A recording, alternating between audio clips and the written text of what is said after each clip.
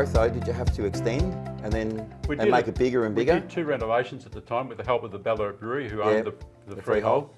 And and that's the second stage is when we put the gaming. We actually got the gaming and put it in. Put it in, yeah. Yeah. Okay. So So just to touch on the gaming side of things, is the gaming obviously was a kicker for you to go into another sort of a better hotel and. It was just another, I suppose, revenue stream. Yeah. Which was very much appreciated. By the way,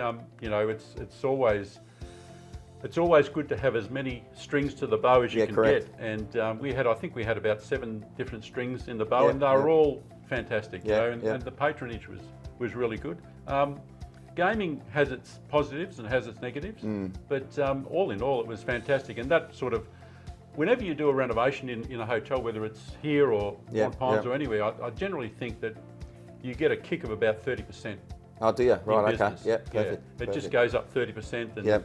And so obviously, you concentrate on the gaming side of things. Did you sit there and think, well, let's put all our energy into the gaming and give up the food, or did you try and bring it all in together? Interestingly enough, in the early stages of gaming, we were always attached to the AHA, and some of the big venues in Melbourne, we remember at the meeting saying that, look, we're going to get rid of our food and just concentrate on gaming because that's where the money is. That's where it's going to come from. Yeah, and a lot of us said, look, food's just as important. Yeah.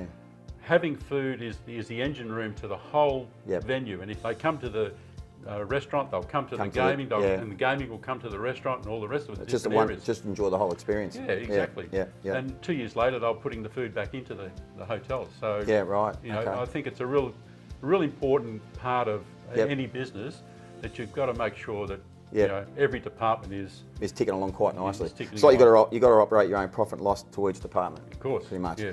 Right, so you're there for how long? 14 years. 14 years. All right. There was a trigger point to say, we're selling. What happened? Yeah, there was. At the time, well, look, we were lucky enough, maybe smart enough. I won't say smart enough. Maybe lucky enough to have a clause in our lease to say that we had first right of refusal. Right. If they ever decide to sell. Yep.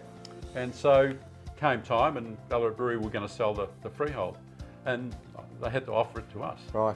And look, it was something we certainly looked at because it was a good business, and we wanted to take it on further. But Mark was going through some personal issues. Right.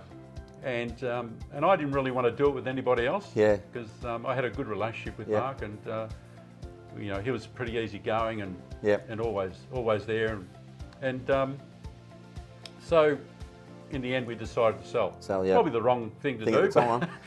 Well, hindsight's a beautiful thing, mate. We can all make decisions. Probably the wrong thing to do, but you don't look back on those things. You just move forward. You've got to move forward. That's right. You've got to be positive. Yeah, correct. And so we sold, and that was the main reason for it. Yep. At that time, probably 2 years before that, we bought quite a large property on the waterfront, and. It's Aaron Lee, wasn't it? Yeah, that's right. And so we converted that to apartments. Took us about 12 months to just renovate the whole place. And we did that for a couple of years, and I thought, Jesus, this is it. Yeah.